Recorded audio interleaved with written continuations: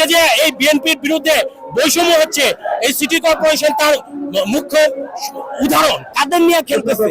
এই দেশের জনগণকে নিয়ে খেলতেছে, মেয়র ইসরাককে নিয়ে না। এই দেশে এই ঢাকার মহানগর দক্ষিণের জনগণকে নিয়ে ফাইজলামি করা হইতেছে। আমাদের ইশরাক ভাই আদালতের পূর্ণাঙ্গ রায় পাওয়ার পরেও আজ পর্যন্ত সরকার কোনো বসানোর কোনো চিন্তা ভাবনা করে নাই। সেই জন্য আমরা সবাই প্রতিবাদ জানাচ্ছি, মানববন্ধন করছি।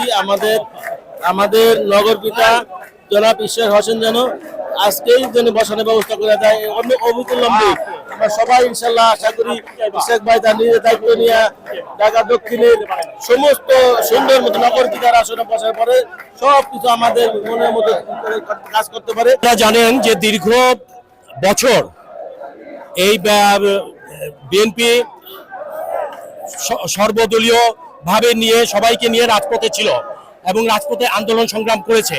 এই রাজপথে আন্দোলন সংগ্রাম করার মধ্য দিয়ে ছাত্র জনতা যখন তাদেরকে বিএনপিকে সমর্থন করে রাস্তায় নেমেছে, ঠিক তখনই এই ফেসিবাদী সরকার বিতাড়িত হয়েছে। এবং এই ফেসিবাদী সরকার বিতাড়িত হয়েছে, এখন যারা নতুন দল গঠন করেছে এবং যারা এই স্বাধীনতা যুদ্ধ বিরোধী ছিল, তারা এখন দেখছে যে এই বিএনপির জনপ্রিয়তা দিন দিন বাড়ছে এবং বিএনপির জনপ্রিয়তা বাড়ার জন্য যখনই নির্বাচন দিবে তখনই এই বিএনপি সরকার ক্ষমতা আসবে। আপনারা জানেন যে অনেক উপদেষ্টা এবং অনেক বৈষম্য বিরোধী ছাত্র আন্দোলনের নেতারা বলছেন যে আজকে নির্বাচন দিলে কালকে বিএনপি ক্ষমতায় চলে আসবে। এই যে একটা প্রতিহিংসা পরায়ণ, এই প্রতিহিংসা পরায়ণের লক্ষ্যেই তো আমরা আন্দোলন সংগ্রাম করেছি। একটা গণতান্ত্রিক রাষ্ট্র প্রতিষ্ঠিত হোক, মানুষের ভোটের অধিকার, ভাতের অধিকার প্রতিষ্ঠিত হোক, এই লক্ষ্যে আমরা কাজ করেছি। কিন্তু এখন এই সরকারও যদি সেই বৈষম্য বিরোধী ছাত্র আন্দোলনের নেতাদের কথা শুনে যদি এই দেশ পরিচালনা করে, তাহলে তো সেটা হলো না। এই ফেসিবাদী আচরণে যদি তারা করে, তাহলে তো একই হয়ে গেল। সেই কারণে আমরা আজকে যে এই বিএনপির বিরুদ্ধে বৈষম্য হচ্ছে, এই সিটি কর্পোরেশন তার মুখ্য উদাহরণ। বান্ডেল থাকলে প্রতি সেনমানিতে টাকা বাঁচবে। বিকাশ সেনমানি বান্ডেল কিনে জিতুন প্রতি লেনদেনে। কারণ আজকে এই যে ইঞ্জিনিয়ার ইশরাক হোসেনকে আপনার কোর্টের মাধ্যমে তাকে নির্বাচিত করেছে এবং রায় দিয়েছে, উচ্চ আদালত রায় দিয়েছে। এই রায়কে কিভাবে এই সরকার উপেক্ষা করতে পারে?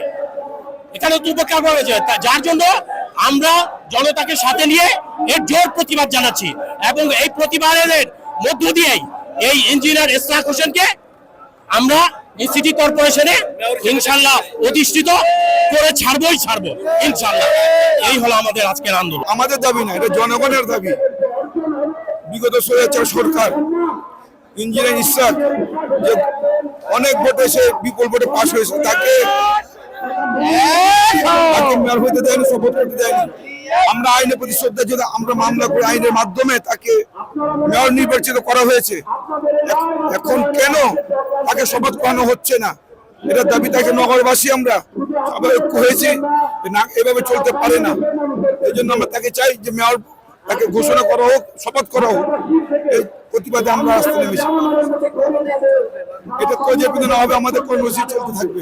অবশ্যই আমরা বঞ্চিত হচ্ছি, কারণ আমাদের সরকারি বিভিন্ন কাজে, সরকারি যে নালা সহ যে একটা সিটি কর্পোরেশন আন্ডারে যে বিভিন্ন কার্যক্রম, এই কার্যক্রমের জন্য আমরা যে কার কাছে যাবো, কার কাছে কথা বলবো, এই ধরনের লোকগুলো তো নাই। আর যারা আছে তারা ঠিকমতো কাজকর্ম করতেছে না।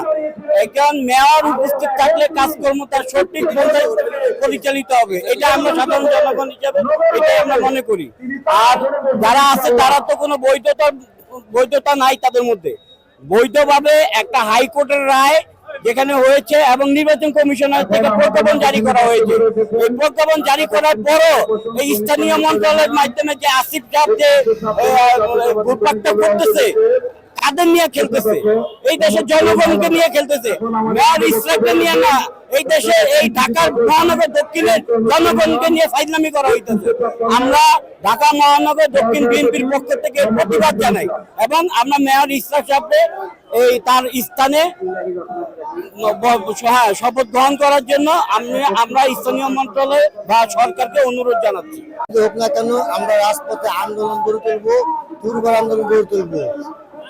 যেহেতু আওয়ামী লীগের দুঃশাসনের সময়ে আমাদের ইশরাক সাহেব নির্বাচিত হয়েছিলেন, তখন তার ন্যায্য হিসেব তাকে বুঝিয়ে দেওয়া হয়নি। এখন যেহেতু আল্লাহ পাকের অশেষ রহমতে বাংলাদেশে আইনের বিজয় হয়েছে, আইনের মাধ্যমে আমরা আমাদের মেয়রশিপ ফিরে পেয়েছি, অনন্ত বিলম্বে আমাদের ইশরাক সাহেবকে তার অবস্থান বুঝিয়ে দিতে হবে। অবশ্যই আমাদের দলের সিনিয়ররা আমাদের কর্মসূচি যখন যেই কর্মসূচি দিবেন আমরা ইনশাল্লাহ স্বতঃস্ফূর্তভাবে সবাই যোগদান করব। স্পষ্টই যে ইশরাক হোসেনকে আদালত বিজয়ী ঘোষণার পরও আমরা এতদিন অপেক্ষা করলাম। সরকারের মধ্যে থেকে একটি মহল অযথাই এই বিলম্ব